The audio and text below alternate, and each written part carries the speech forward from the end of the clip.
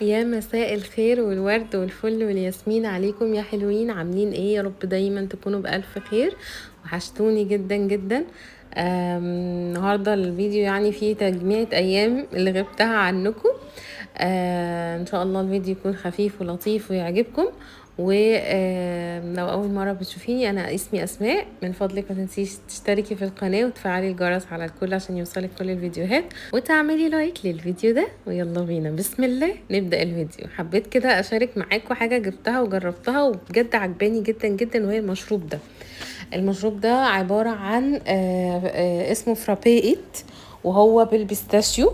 انا مش من الناس اللي بتفضل البيستاشيو يعني، بس حبيته، طعمه حلو قوي. والناس اللي بتحب الايس كوفي هيعجبكم.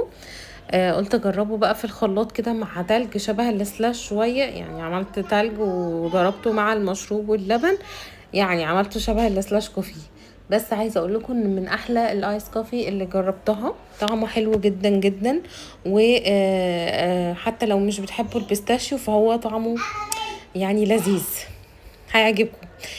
كنت جايباه من فتح الله، ممكن تلاقوه على الابليكيشنز اللي بتوصل الحاجات بقى بتاعت السوبر ماركت والحاجات دي.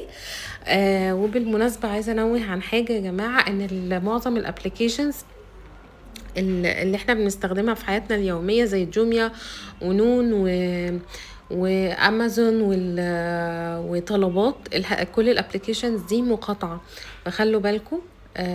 وارجوكم ما تطلبوش منها. الحاجات دي ليها يعني بدايل كتير ممكن تطلبوا منها. زي مثلا بدايل لطلبات زي بريدفاست، زي انستا شوب، الحاجات دي. في كمان مثلا رنين، بيبقى عندهم ادوات منزليه، بيبقى عندهم حاجات كتير لو انتوا حابين تطلبوا يعني منهم حاجات كده، ادوات منزليه. في حاجات كتير قوي ممكن تستبدلوها بالابليكيشنز اللي هي المقاطعه اللي قلت عليها. واكيد اكيد لو دورنا هنلاقي بدايل كتير. المهم ان المقاطعة حاجة تستاهل، واخواتنا يستاهلوا ان احنا نقاطع علشانهم. هنا بقى كان يوم الجمعة. وانا كنت حبيت كده اشارك معاكم شوية كده من لقطات من يوم الجمعة. كنت حضرت فطار بقى، وحبيت بقى ابخر البيت. عايزة اقول لكم ان البخور ده تحفة.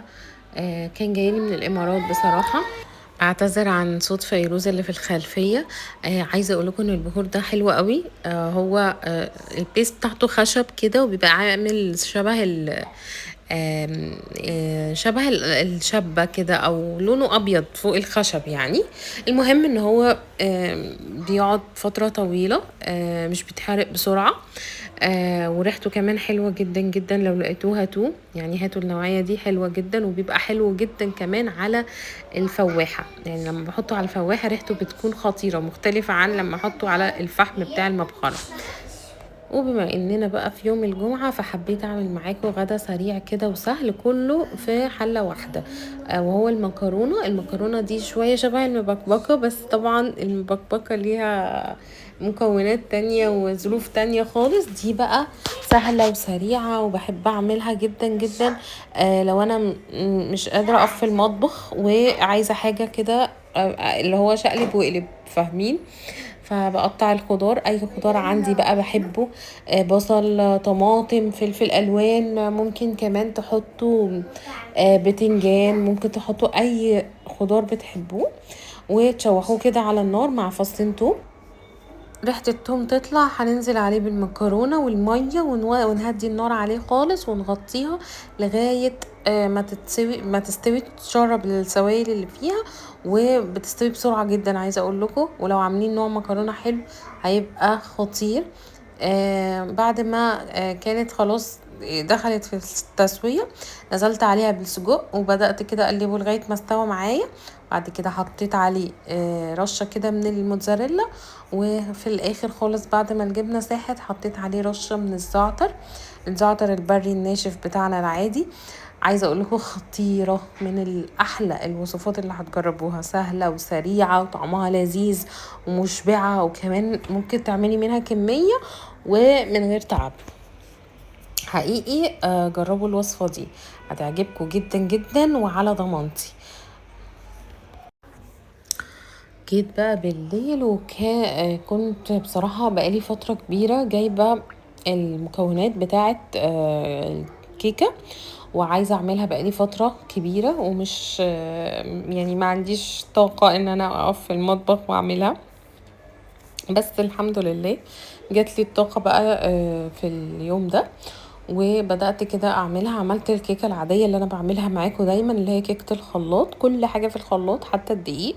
يعني يا جماعة بسهل على نفسي، مش بتاخد فعلا 5 دقايق في التحضير. اول حاجة بحط البيض بحط كل حاجة، كل المكونات السائلة.